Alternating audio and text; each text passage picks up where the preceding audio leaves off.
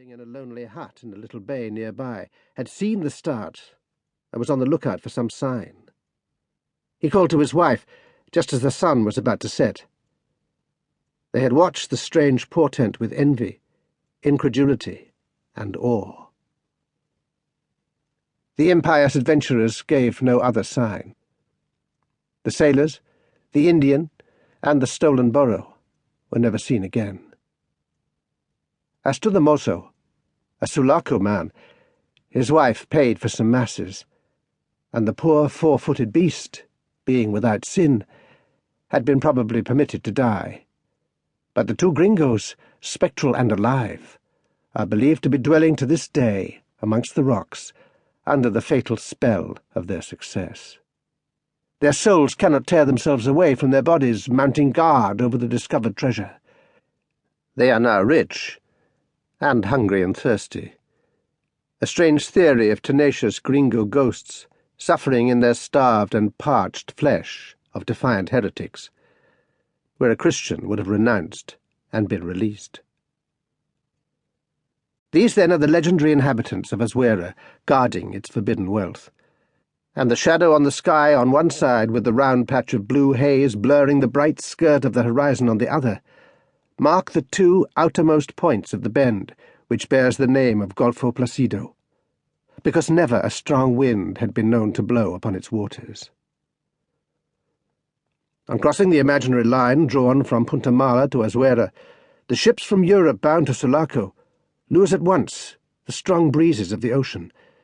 They become the prey of capricious airs that play with them for 30 hours at a stretch sometimes.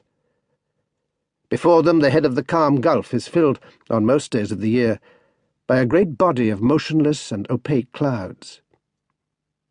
On the rare clear mornings another shadow is cast upon the sweep of the gulf.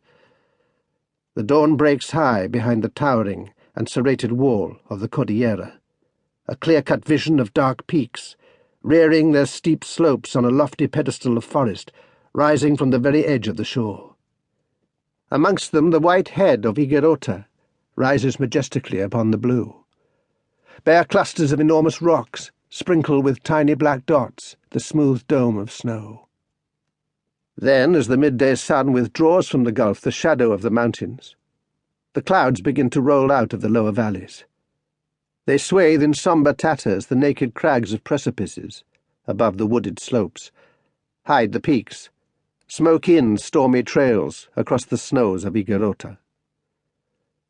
The Cordillera is gone from you as if it had dissolved itself into great piles of grey and black vapours that travel out slowly to seaward and vanish into thin air all along the front before the blazing heat of the day.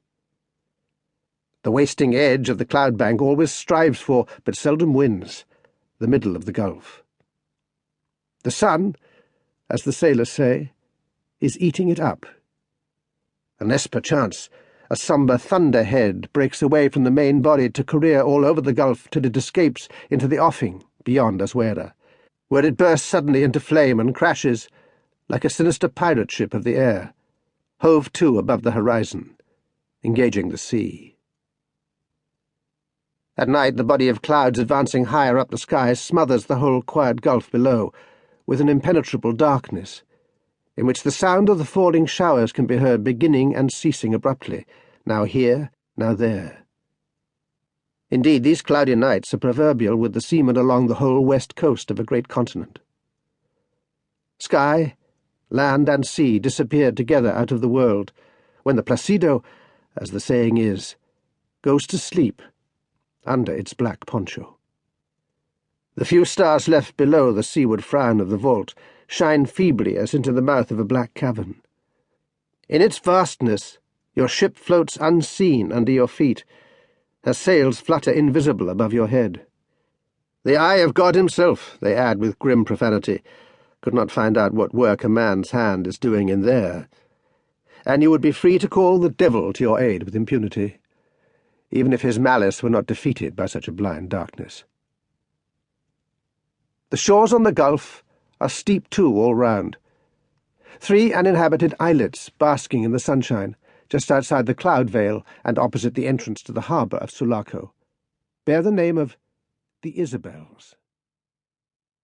There is the great